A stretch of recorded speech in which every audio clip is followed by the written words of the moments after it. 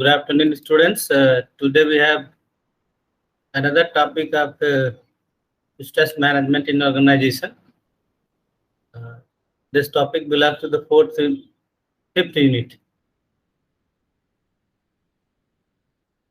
management of occupational stress at organizational level. So today we are going to discuss about the prevention of organizational stress, or we can say prevention of job stress in organization. Prevention जैसा इसके नाम से स्पष्ट है कि ऐसे तरीके जो ज्यादातर स्ट्रेस को उत्पन्न होने से एक तरफ से रोकते हैं और साथ ही साथ ऑर्गेनाइजेशन की जो प्रोडक्टिविटी है, एम्प्लॉइज के वेलबींग को बढ़ाने में भी मदद करते हैं। तो बहुत ऐसे कई तरीके हैं जिसके द्वारा संगठन में ऑर्गेनाइजेशनल स्ट्रेस को या जॉब स्ट्रेस को ऑर्गेनाइजेशन लेवल पर रिड्यूस किया जा सकता है।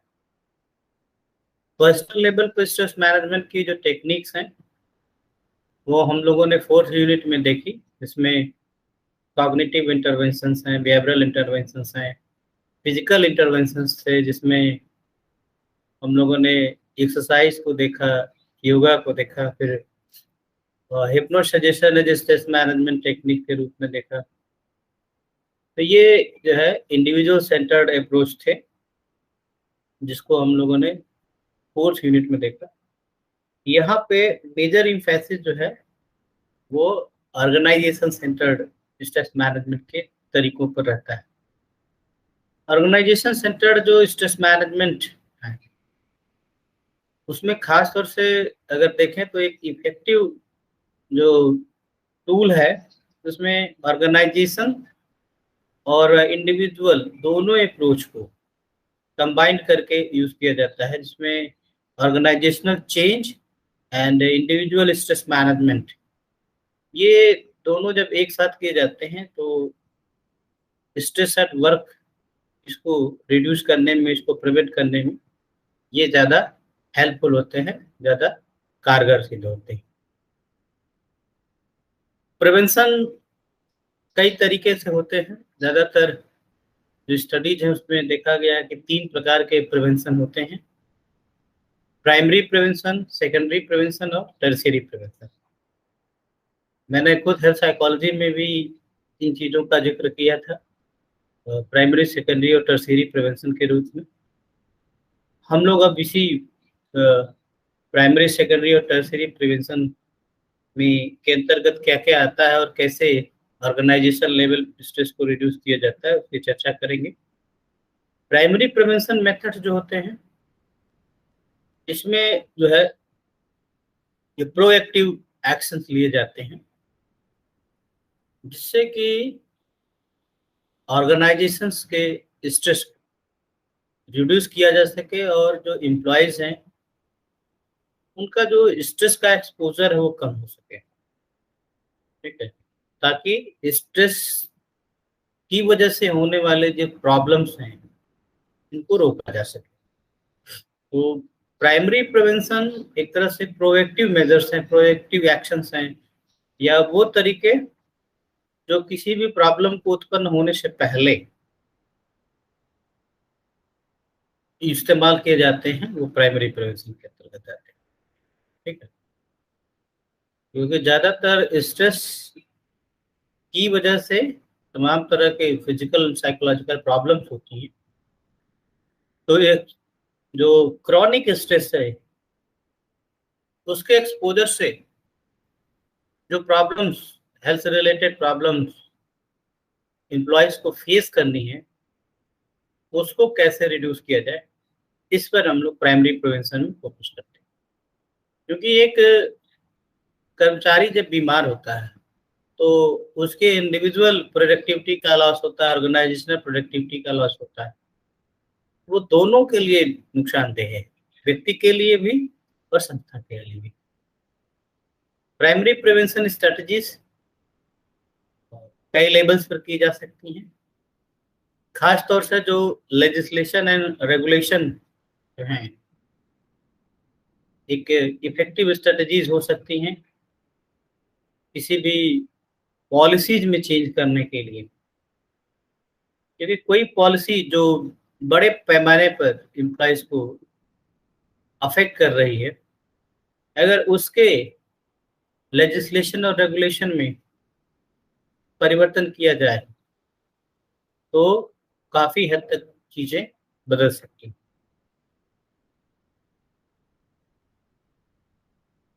अगर हम मेथड्स की बात करें तो वर्क साइट पर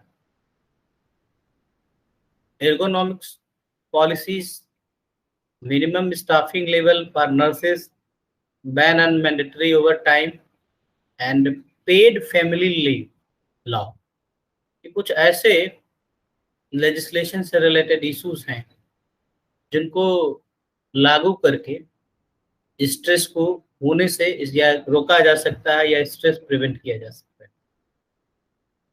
एर्गोनॉमिक्स पॉलिसी ह्यूमन मशीन से जुड़ा हुआ है। स्टाफ का जो लेवल है, डिफरेंट डिफरेंट जो लेवल्स होते हैं, बहुत लंबा जो ज़्यादा लेवल होता है तो उसमें जो है प्रमोशंस है और बहुत सी चीज़ें आती हैं। ओवर टाइम मैंडेटरी जैसे संगठनों में कई जगह है, उनको बैन कर देना चाहिए, ये वॉलंटरी हो, क्योंकि एक 6-8 घंटे 10 घंटे की जॉब के बाद जब एम्प्लॉइज फिजिकली मेंटली जब थक जाता है, फिर उससे ओवर टाइम कराने से उसको स्ट्रेस ज़्यादा फील होता है, और फैमिली में किसी वजह से तो लीव लेनी पड़ी किसी कारण से, तो पेड फैमिली लीव अगर दी जा रही है तो पेड हो, ठीक है। ऐसा नहीं कि आप लीव लेते हैं किसी अपने घर के कार्य के लिए तो उसका जो सैलरी है उसको कट कर दिया जाता है।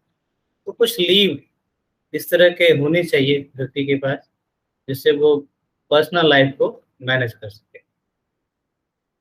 जो यूनियनाइज्ड वर्क प्लेस है, जहाँ यूनियन है, वहाँ कलेक्टिव बार्गेनिंग एक बहुत ही महत्वपूर्ण टूल्स के रूप में जो है, स्ट्रेस मैनेजमेंट के टेक्निक के रूप में जो है सामने आया है, क्योंकि ये जो कलेक्टिव बार्गेनिंग है इसका इस्तेमाल स्ट्रेस रिडक्शन स्ट्रेटजीज के रूप में किया जा सकता है। कलेक्टिव बार्गेनिंग और उसके रिलेटेड कलेक्टिव बार्गेनिंग क्या है, फिर कौन कौन से तरीके हैं, कैसे इम्प्लीमेंट होगा, कौन से इश्यूज हैं, क्या चैलेंजेस हैं, इन सब सारी चीज़ों की चर्चा हम लोगों ने डिटेल में जो है IR के अंतर्गत की हुई है। I am not going to repeat again these things. अगर यूनियन नहीं है तो उस कंडीशन में employ group and management working together, ये जो है एक साथ एम्प्लॉय ग्रुप और जो मैनेजमेंट है एक साथ काम करके है क्वालिटी इम्प्रूवमेंट टीम या इस तरह के सिमिलर जो पार्टिसिपेटिव इंटरवेंशंस हैं उसके द्वारा स्ट्रेस मैनेजमेंट को या स्ट्रेस को प्रिवेंट किया जा सकता है। जहां पर कलेक्टिव बार्गेनिंग है वहां एक तरह से एम्प्लॉइज को डिसीजन मेकिंग में पार्टिसिपेट करने के लिए इंकरेज किया जाता है, या उनको कह सकते हैं कि लॉफुली बुलाया जाता है।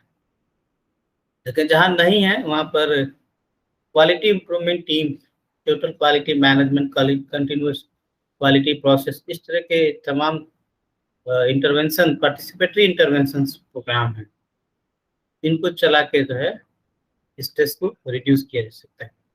अब ये सब चीजें कैसे स्ट्रेस रिड्यूस करने के लिए हेल्प करती हैं? तो जब आप किसी भी प्रक्रिया के डिसीजन मेकिंग में इन्वॉल्व होते हैं तो आपको पता होता है कि क्या होने वाला है, कैसे होने वाला है। तो जो अनसर्टेनिटी की वजह से स्ट्रेस होता है वो रिड्यूस हो जाता है। आपको परिस्थिति का ज्ञान होता है, समस्या का ज्ञान होता है, तो तनाव अपने आप कम हो जाता है।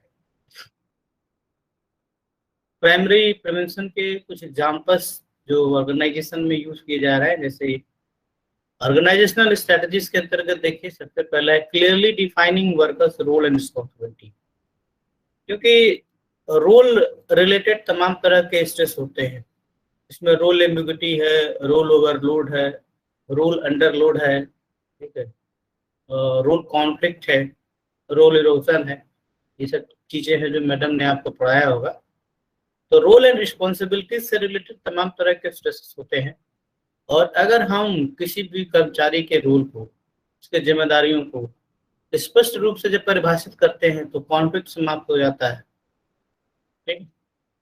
दूसरी चीज क्या, workload match workers capabilities and resources. जो भी कार्य उसको दिए जाए उसकी क्षमता और संसाधनों के अनुरूप हो। अगर हाई कैपेसिटी वाले व्यक्ति को लो कैपेसिटी का काम दे दिया जाए और लो कैपेसिटी वाले व्यक्ति को हाई कैपेसिटी का काम दे दिया जाए तो दोनों ही स्ट्रेसफुल कंडीशन होगी। So the workers capabilities and resources must be matched with the particular role demand. Job redesign करके भी स्ट्रेस को जो है रिड्यूस किया जा सकता है। जॉब को रीडिजाइन करके, जॉब इन्लार्जमेंट है, जॉब जो है रोटेशन के द्वारा, जॉब इन्लार्जमेंट के द्वारा, तो इस तरह की चीजें को लागू करके जो है तो स्ट्रेस मैनेज किया जा सकता है या रिड्यूस किया जा सकता है। ऑर्गेनाइजेशनल स्ट्रेटजीज में अगली है opportunities for worker to participate in decision action affecting their job. जो कर्मचारियों से रिलेटेड, उनके खुद से रिलेटेड जो इश्यूज हैं, उनमें अगर उनको डिसीजन मेकिंग में भाग लेने के लिए इनवाइट किया जाता है तो ऑब्वियस सी बात है कि वो स्ट्रेस को रिड्यूस करता है। ठीक है। And their work schedule should be compatible with the demand responsibility outside the job। जो भी वर्क शेड्यूल हो वो जैसे दूसरे संगठनों में ये इस तरह की चीज हो उनके हिसाब से कॉम्फर्टेबल है, या फिर आउटसाइड द जॉब जो फैमिली इश्यूज हैं अगर उनके हिसाब से कॉम्फर्टेबल है, यानी कि इतनी डिमांडिंग जॉब ना हो जाए व्यक्ति अपनी पारिवारिक जिम्मेदारियों को पूरा न कर सके, तो वो जो है और ज्यादा स्ट्रेसफुल हो जाता है। तो जो वर्क शेड्यूल है उसको इस तरह से बनाना चाहिए कि वो जो है अपने और भी जो उसकी रिस्पॉन्सिबिलिटीज डिमांड है उसको पूरा कर सके, ताकि उसको वर्क फैमिली कॉन्फ्लिक्ट का सामना न करना पड़े। Improving ergonomics and work environmental design. जो मैन मशीन इंटरेक्शन है, जो वर्क का एनवायरमेंट है, उसको इम्प्रूव करके भी स्ट्रेस को रिड्यूस किया जा सकता है। जब आप किसी खतरनाक मशीन के साथ, टूटे हुए फ्रेजाइल ऑपरेटर्स के साथ या स्लो ऑपरेटर्स के साथ, ठीक है, या बहुत ओल्ड ऑपरेटर्स के साथ वर्क करते हैं तो अपने आप में स्ट्रेसफुल होता है। ठीक है। अब अगर आप आज के ज़माने में P4 कंप्यूटर पर काम करें तो बहुत ही स्ट्रेसफुल हो जाएगा। अगर इन चीज़ों को, मशीनों को इम्प्रूव किया जाता है तो स्ट्रेस अपने आप रिड्यूस हो जाता है। Improving communication between worker and manager. कि वर्कर और मैनेजर्स के जो बीच कॉन्फ्लिक्ट हैं वो भी स्ट्रेस का कारण बनते हैं। अगर उनके बीच लेस कम्युनिकेशन है या कम्युनिकेशन सही डायरेक्शन में नहीं है, सही तरीके से नहीं है, तो भी स्ट्रेस उत्पन्न होता है। तो अगर एक हसल फ्री इन्वायरमेंट हो और एक स्मूथ कम्युनिकेशन हो दोनों के बीच, वर्कर्स और मैनेजमेंट के बीच, मैनेजर्स के बीच, तो वो भी स्ट्रेस को रिड्यूस करने में एक इम्पॉर्टेंट भूमिका निभाता है। एस्टैब्लिशिंग कैरियर लैडर मीन्स व्यक्ति का जो है कैरियर ग्रोथ अपॉर्चुनिटीज क्या होगी, वो 2 साल बाद, 5 साल बाद, 10 साल बाद कहाँ होगा, किस पोजीशन में होगा। तो एक तरह से उसके करियर अपॉर्चुनिटीज के बारे में, उसका करियर लैडर क्या होगा, तो किस तरह से जो है क्रमिक जो है डेवलप विकास की सीढ़ी चढ़ते आगे बढ़ता है, या उसको प्रमोशनल अपॉर्चुनिटीज क्या है, कहाँ तक पहुंचेगा, ये सब सारी चीजें अगर स्पष्ट होती हैं तो स्ट्रेस अपने आप रिड्यूस हो जाता है। Commitment to ongoing team building and diversity initiatives, कुछ ऐसे भी अलग अलग जो है डाइवर्सिटी इनिशिएटिव्स हैं जिसमें टीम बिल्डिंग भी आती है, लगातार नई नई टीम बनाना और अलग अलग प्रोजेक्ट्स के लिए काम करना, लोगों को असाइन करना, तो उसमें थोड़ा सा नयापन आ जाता है। डाइवर्स नेचर जो जॉब का होता है उसमें वो जो है स्ट्रेस को रिड्यूस करता है। और सबसे महत्वपूर्ण चीज है इक्विटेबल पे स्ट्रक्चर एंड कंपनसेशन। ज्यादातर संगठनों में देखा गया है आजकल ये, ज्यादातर जैसे आर्मी में one pension, one rank one pension की बात हो रही है, जो पे स्ट्रक्चर है वो रिजनेबल होना चाहिए। जो भी कॉम्पेंसेशन संगठन एम्प्लॉयज को दे रहा है उसके कार्य के बदले, दैट मस्ट बी रिजनेबल। जो जितना योग्य है उसको अनुसार उसको मिलना चाहिए। योग्यता ही एक पैमाना है जिसके आधार पर ये पे मिलना चाहिए।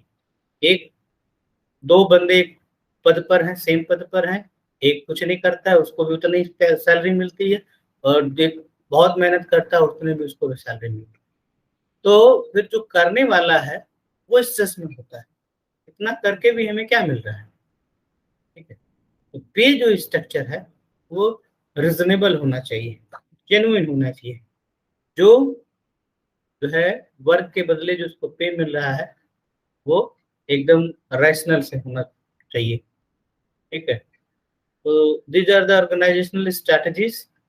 इसके बाद कुछ इंडिविजुअल स्ट्रैटेजीज हैं, इसमें लाइफ स्टाइल मैनेजमेंट है and participation in work quality improvement है। तो इंडिविजुअल स्ट्रैटेजीज पर हम लोग ऑलरेडी काफी चर्चा किए हुए हैं, पर हम लोग नहीं फोकस करेंगे ज्यादा।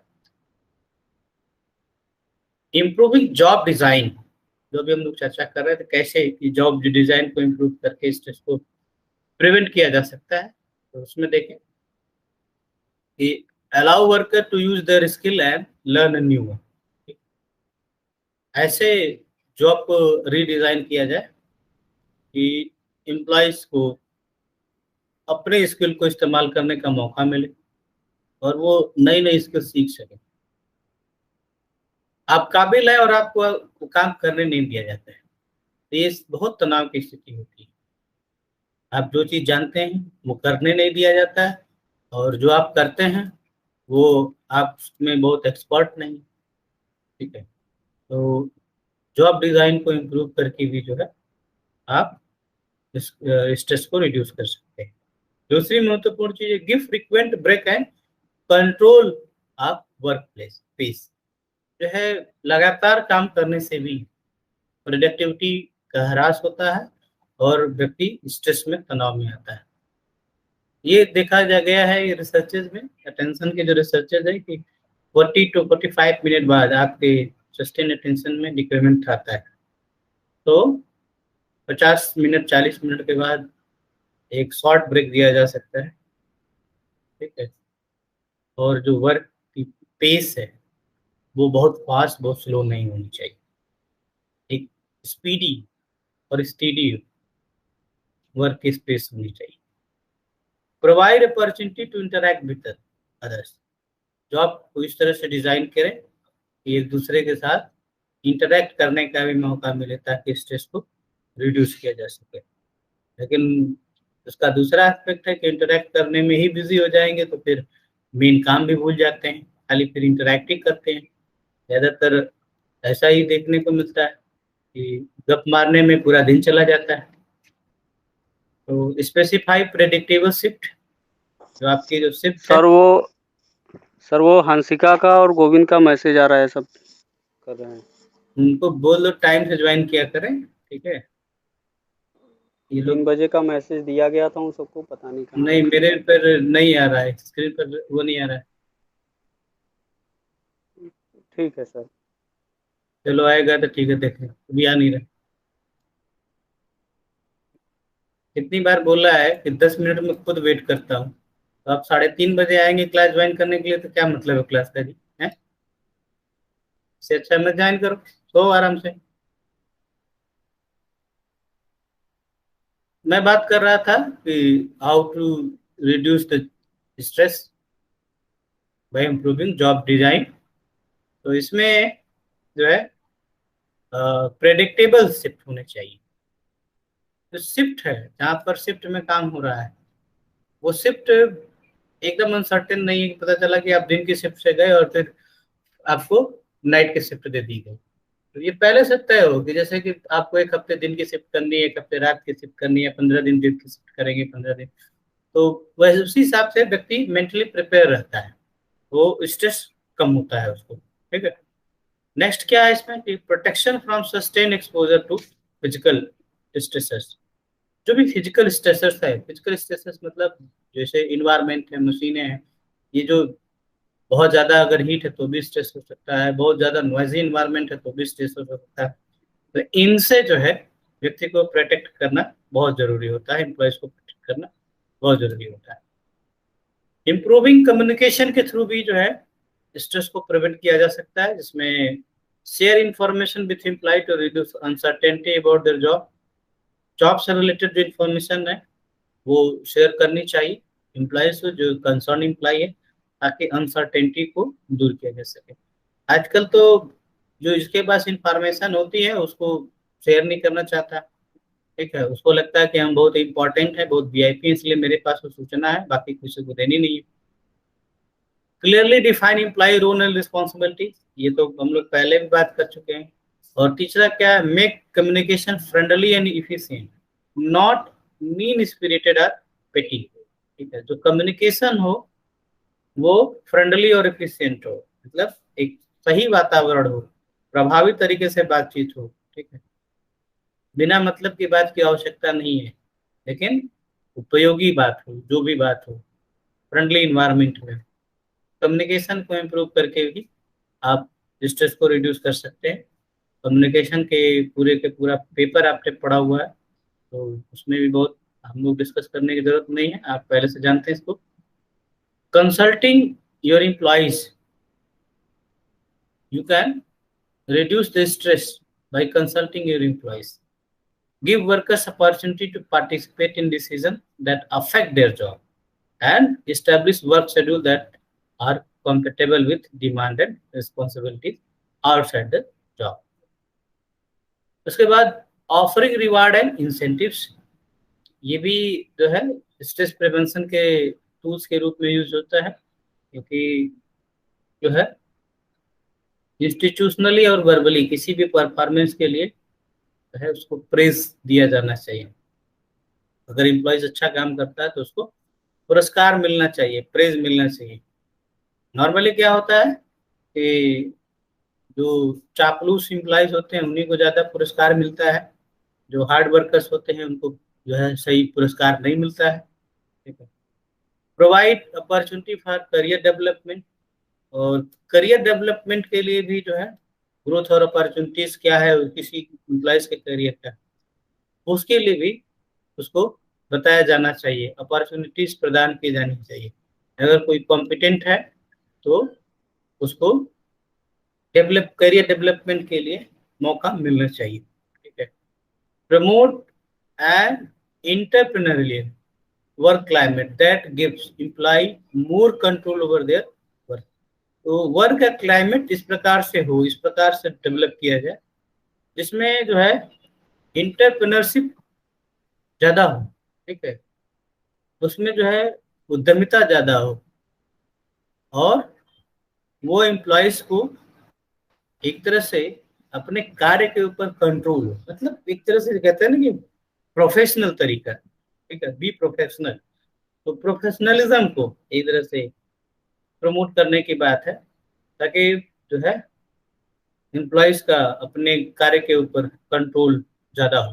ठीक है, मतलब दूसरे के काम में अननेसेसरी टांग नहीं अड़ाना, पहली चीज। दूसरी चीज कि फालतू की किसी की जो है बुराई नहीं करना। आजकल जो वर्क प्लेस है उसमें 90% यही चलता है, अपने काम करो चाहे मत करो, दूसरे के काम की हमेशा बुराई करते रहो। ठीक है, तो उससे लोग जो है ज़्यादा हीट होना चाहते हैं, होते भी हैं, क्योंकि जो ज़्यादातर जो पावर में बैठे होते हैं वो थोड़ा सा कान के कच्चे होते हैं, उसकी वजह से जो है ये ऐसे कान भरने वाले सक्सेस भी हो जाते हैं। तो जो रियली वर्किंग है, जो हार्ड वर्किंग है, उनको हमेशा स्ट्रेस रहता है। Cultivating a friendly social climate, ये बहुत इंपॉर्टेंट है कि आपका जो वर्क एनवायरनमेंट हो वो इस प्रकार का फ्रेंडली हो, ठीक है, ताकि आप मेंटली रिलैक्स फील करें। ठीक है, इसके लिए क्या है कि providing opportunity for social interaction among employees, जैसे उसमें टी क्लब हो इस तरह का, जहाँ पर लोग एक दूसरे से इंटरेक्ट कर सकें ब्रेक के दौरान, या इस तरह का सिस्टम तैयार हो जैसे वीकली हॉलीडेज और इस या फिर कोई प्रोग्राम इस तरह के बनाए जा रहे हों। उसके बाद सबसे जो महत्वपूर्ण चीज है, establish A zero tolerance policy for harassment and discrimination. किसी भी लेवल पर हमने जब ऑर्गेनाइजेशन बिहेवियर का पढ़ाया था कि इशूज एंड चैलेंजेस, तो उसमें मैंने बहुत डिटेल से आपको हरासमेंट और डिस्क्रिमिनेशन के बारे में बताया था। डिस्क्रिमिनेशन एज के आधार पर, जेंडर के आधार पर, रेस के आधार पर, एथनिक बैकग्राउंड के आधार पर, तमाम तरह के जो है आधार हैं जिसके आधार पर डिस्क्रिमिनेशन होता है। और उसी तरह से हरासमेंट, हरासमेंट फिजिकल होता है, मेंटल होता है, किसी भी तरह का हरासमेंट हो, सबके लिए zero zero zero tolerance policy होनी चाहिए। केवल फिजिकल हरासमेंट नहीं होता है, सेक्सुअल हरासमेंट ही नहीं होता है, मेंटल मेंटल हरासमेंट भी होता है बहुत। जैसे कि लोग किसी इम्प्लॉइज के खिलाफ चार लोग जो है गुट बना लेते हैं, उसको कमेंट करते हैं, उसको मतलब डिमोरलाइज करते हैं, तो ये सब भी एक तरह से हरासमेंट हो। और ऐसे लोगों को संगठनों को बख्शना नहीं चाहिए। ठीक है, क्योंकि ये कई बार ऐसा केसेस देखने को मिलता है कि इवन इस तरह के हरासमेंट से बच्चों के अंदर जो है सुसाइडल टेंडेंसीज डेवलप हो जाती हैं ज़्यादातर, और एम्प्लॉयज में भी जो है इस तरह के टेंडेंसी डिप्रेशन और सुसाइडल आइडिएशन के होते हैं। तो ये केवल और केवल उसका हार्म नहीं कर रहे हैं, ये हरासर्स जो होते हैं ये पूरे संगठन का नुकसान करते हैं। तो इनको एक क्रिमिनल की तरह ट्रीट करना चाहिए, ठीक है, जो कि इस तरह के काम में इन्वॉल्व होते हैं। और make management action consistent with organisational value, आपके जो ऑर्गेनाइजेशंस की वैल्यूज हैं, मूल्य हैं, उसी के अनुरूप मैनेजमेंट को कार्य करना चाहिए। ऑर्गेनाइजेशन की वैल्यूज और मैनेजमेंट का एक्शन दोनों में जो है एक कंसिस्टेंसी होनी चाहिए, एक समानता होनी चाहिए। ठीक है, ये ऐसा नहीं कि जो है सत्यमेव जयते का नारा देता है संगठन, और संगठन के अंदर सारा गलत काम होता है, असत्य वाला काम होता है। तो इस तरह से नहीं होना चाहिए। There must be a consistency in organisational values and management actions. ये सब तो था कि प्राइमरी प्रिवेंशन, यानी कि वो तरीके जो स्ट्रेस उत्पन्न होने से रोकने के लिए, कि क्या करें कि स्ट्रेस उत्पन्न ही ना हो, मिनिमम हो या हो तो बहुत लेस हो, तो उसको कैसे प्रिवेंट किया जाए। इसके बाद आते हैं हम सेकेंडरी प्रिवेंशन पर। और सेकेंडरी प्रिवेंशन वो प्रिवेंशन है जब स्ट्रेस जो है होता है संगठन में, या स्ट्रेस हो चुका होता है, अब उसका जो रिस्पॉन्स है, ठीक है, उस स्ट्रेसस के प्रति जो इंडिविजुअल को रिस्पॉन्स है, उसको मॉडिफाई करने के जो तरीके होते हैं, ठीक है, तो उसको हम लोग सेकेंडरी इंटरवेंशन के अंतर्गत रखते हैं। ठीक है, तो प्राइमरी प्रिवेंशन को हम लोग प्रमोशनल एक्टिविटीज भी कहते हैं, जैसे मैंने आपको हेल्थ साइकोलॉजी में पढ़ाया था। ठीक है, और इस जो है सेकेंडरी प्रिवेंशन के अंतर्गत खासतर से जो एम्प्लॉयज की एजुकेशन और ट्रेनिंग, इस तरह के जो प्रोग्राम्स होते हैं कि किस प्रकार से वो स्ट्रेस के इम्पैक्ट को रिड्यूस कर सके। ठीक है, तो उसके अंतर्गत ये सेकेंडरी इंटरवेंशन है। अब सेकेंडरी इंटरवेंशन की जो ऑर्गेनाइजेशनल स्ट्रैटेजीज हैं, उसमें आप देखें तो टीम बिल्डिंग आती है। टीम बिल्डिंग से जो है, अगर टीम में लोग वर्क करते हैं तो वहाँ पर जो है कई तरह के लोग होते हैं, एक्सपर्टीज, डिफरेंट एक्सपर्टीज के लोग होते हैं, और जो स्ट्रेस यानी कि जो प्रॉब्लम्स आती हैं उनको वो अलग अलग एंगल से उसको रिजॉल्व करते हैं, सॉल्व कर सकते हैं। ठीक है। डाइवर्सिटी प्रोग्राम्स जो है होते हैं, डाइवर्सिटी प्रोग्राम्स का मतलब कि ऐसे प्रोग्राम जिसमें आप डाइवर्स नेचर के जो है कार्य कर सकते हैं। यानी कि टीम बिल्डिंग और डाइवर्सिटी प्रोग्राम वो एक ही तरह का, आप समझ लीजिए कि डाइवर्सिटी प्रोग्राम्स में भी टीम बिल्डिंग हो सकते हैं। ठीक है। कुछ ऐसी टीम्स बनाई जाती हैं जो डाइवर्स नेचर की होती हैं, जिनका काम अलग अलग तरह के जो है चीज़ों को ऑपरेट करना है, उनको एग्जामिन करना है, उसको ओवरलुक करना है। वर्कर एजुकेशन और ट्रेनिंग ये बहुत महत्वपूर्ण होती है सेकेंडरी प्रिवेंशन के लिए। तमाम तरह के वर्कशॉप, कार्यशालाएं चलाई जाती हैं कि कैसे स्ट्रेस को रिमूव किया जाए। सर, रिमूव तो पॉसिबल नहीं है, उसको मैनेज कैसे किया जाए, बैलेंस कैसे किया जाए, कैसे उसके इम्पैक्ट को रिड्यूस किया जाए, ये महत्वपूर्ण चीज होती है। और उसी तरह से access to fitness facilities, walking park, जैसे बहुत से ऑर्गेनाइजेशंस में इस तरह की जिम वगैरह का कॉन्सेप्ट है, आप उसका इस्तेमाल कर सकते हैं। वॉकिंग पाथ है, उसका इस्तेमाल कर सकते हैं। ठीक है। कहीं फ्री ऑफ कास्ट पर आपको जिम की फैसिलिटीज ऑर्गेनाइजेशन मिलती हैं, कहीं मिनिमम कास्ट पर आपको मिलती हैं। ठीक है। तो ये जो है प्रोग्राम इसीलिए है ताकि जो है आपका जो हेल्थ इम्प्रूव हो और स्ट्रेस का इम्पैक्ट रिड्यूस किया जा सके। ये जैसे कि जापान में एक प्रोग्राम था कि जो इम्प्लॉय जिनकी वेस्ट साइज 32 या 34 ऐसे कुछ था, उससे ज़्यादा अगर जिसकी थी, तो उनको उनकी सैलरी काट कर जो है जिम की फैसिलिटी दी जाती थी। यानी कि जिम का जो खर्च आता था उनके सैलरी से जाता था। तो दो तरह की चीज़ है कि एक तो प्रिवेंट करने के लिए ऑर्गेनाइजेशन कोशिश भी कर रहा है, और दूसरे थ्रेट भी दे रहा है कि अगर आप फिट नहीं हुए जल्दी तो आपका सैलरी रिडक्शन होता रहेगा। ठीक है। तो इस तरह के प्रोग्राम से सेकेंडरी लेवल के जो स्ट्रेस है, यानी कह सकते हैं कि जो स्ट्रेस ऑलरेडी हो हैं संगठन में, उनके इम्पैक्ट को कैसे मिनिमाइज करें, वो ये सब डाइवर्स ऑर्गेनाइजेशन स्ट्रेटजीज हैं। उसी तरह से इंडिविजुअल स्ट्रेटजीज भी हैं जिनकी चर्चा हम लोगों ने ऑलरेडी की हुई है। गुड न्यूट्रिशन, ऑब्वियसली अगर आपका खान पान अच्छा होगा और आप हैप्पी और हेल्दी होंगे, तो जो मैंने कहा कि जो हैप्पीनेस के हार्मोन्स जिसमें डोपामाइन वगैरह है उनका सिक्रेशन होता है, जिससे व्यक्ति स्ट्रेस का लेवल कम होता है, कार्टिसोल का लेवल कम होता है। फिजिकली अगर आप एक्टिव हैं तो फिजिकल एक्टिविटीज के बारे में भी मैंने बताया था। मेडिटेशन, मस्कुलर रिलैक्सेशन और टाई चाई, ये सब हम लोग इंडिविजुअल लेवल पर डिस्कस कर चुके हैं। सोशल एंड इमोशनल आउटलेट्स, जैसे जिम हो सकता है, इस तरह के पब्लिक क्लब्स होते हैं। ठीक है। वहां पर आप जा सकते हैं। Assertiveness training and conflict resolution, ये होती तो इंडिविजुअल लेवल पर ही है, लेकिन व्यक्ति को ऑर्गेनाइजेशन इसमें ट्रेनिंग दे सकता है। असर्टिवनेस ट्रेनिंग, इसमें एसर्शन की ट्रेनिंग दी जाती है। एसर्शन और एग्रेशन में माइनर डिफरेंस होता है।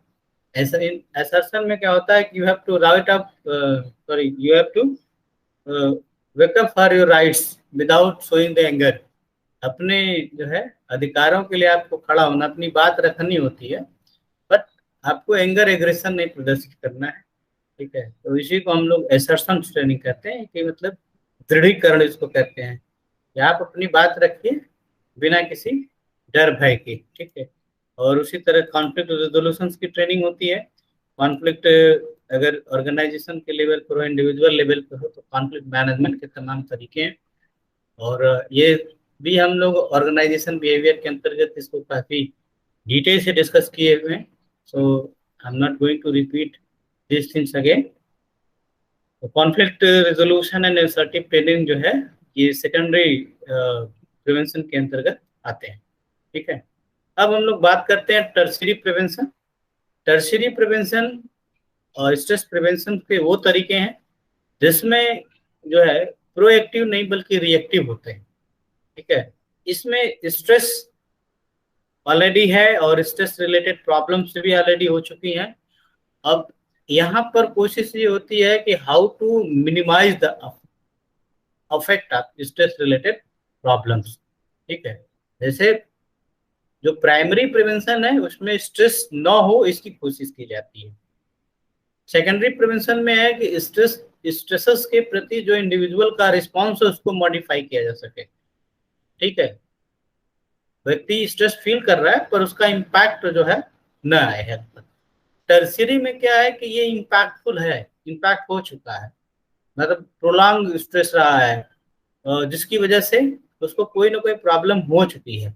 अब क्या करें कि उस प्रॉब्लम को सीवियर होने से बचा सके, या वो टैक्टिक्स, वो इश्यूज, ठीक है, जिससे जल्दी से जल्दी व्यक्ति उस प्रॉब्लम से रिकवर कर सके, उसमें उसको हम लोग जो कहते हैं टर्शियरी प्रिवेंशन। ठीक है, तो टर्शियरी प्रिवेंशन में एम्प्लॉय असिस्टेंस प्रोग्राम आते हैं। ठीक है, और एम्प्लॉय असिस्टेंस प्रोग्राम वो प्रोग्राम्स हैं जिसमें एम्प्लॉयज को जो है जॉब पे जो है हेल्प दी जाती है कि वो अपनी प्रॉब्लम्स को डील कर पाए। ठीक है, इसमें काउंसलिंग है, कंसल्टिंग प्रोग्राम्स हैं, इसमें एम्प्लॉयज अपने जो प्रॉब्लम फेस कर रहे होते हैं, ठीक है, उनका समाधान प्राप्त करने की कोशिश करते हैं। ठीक है, इसमें देखिए ये एम्प्लॉय असिस्टेंस प्रोग्राम के अंतर्गत साइकोलॉजिकल काउंसलिंग है, ट्रॉमेटिक इवेंट डिब्रीफिंग है, मेडिकल केयर और ट्रीटमेंट है, and return to work rehabilitation programme.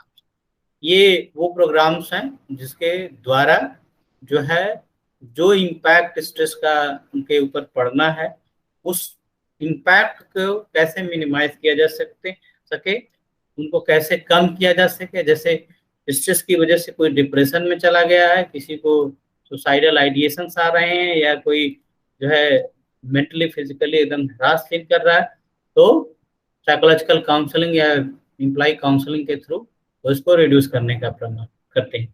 कोई ट्रॉमेटिक इवेंट हुआ है ऑर्गेनाइजेशन में, तो उसकी वजह से उसमें जैसे एक्सीडेंट वगैरह हो गया, इस तरह का कुछ हुआ कंपनी में, मान लीजिए आग लग गई हो, चाहे एक्सीडेंट इस तरह का कोई भयंकर हुआ है, ठीक है, तो उस तरह की कोई प्रॉब्लम्स हुई हैं, तो उसको कैसे जो है ये डील किया जाए, तो ट्रॉमेटिक इवेंट डीब्रीफिंग के द्वारा इसको कंट्रोल करने की कोशिश की जाती है। मेडिकल केयर और ट्रीटमेंट, अगर फिजिकली कोई हार्म है तो उसको जो है खासतौर से मेडिकल ट्रीटमेंट के द्वारा जो है, कई बार स्ट्रेस की वजह से दुर्घटनाएं भी होती हैं। ठीक है, कोई मशीन ऑपरेट कर रहे हैं, उसमें मिसमैनेजमेंट हो जाता है, जो है आपका टेंशन लूज हो जाता है, तो उसकी वजह से जो तमाम प्रॉब्लम्स आती हैं। और फिर अगर प्रॉब्लम्स के बाद, समस्याओं के बाद व्यक्ति रिकवर करके अगर वो कार्य पर रिटर्न होना चाहता है, उसके लिए जो है रिहेबिलिटेशन प्रोग्राम्स होते हैं। ठीक है, ताकि जो है आप सक्सेसफुली फिर से रिकवर करके कार्य पर आ सके। ठीक, तो ये टर्सरी लेवल जो एग्जांपल्स हैं स्ट्रेस मैनेजमेंट के, वो है। मैंने अभी आपको प्रिवेंशन ऑफ ऑर्गेनाइजेशनल स्ट्रेस कैसे कैसे कर होता है, या जॉब स्ट्रेस का जो है ऑर्गेनाइजेशन में कैसे प्रिवेंशन किया जाता है, खासतौर से ऑर्गेनाइजेशनल लेवल जो स्ट्रेटजीज है उस पर मैंने आपको जो है आज के क्लास में बताया। ठीक है, अब आपके मन में कोई जिज्ञासा हो तो आप पूछ सकते हैं। ठीक है,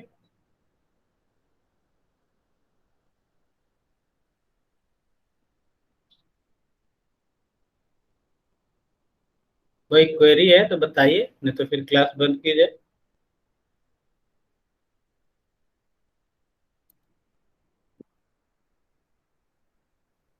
मुझे लग रहा है सब क्लियर है।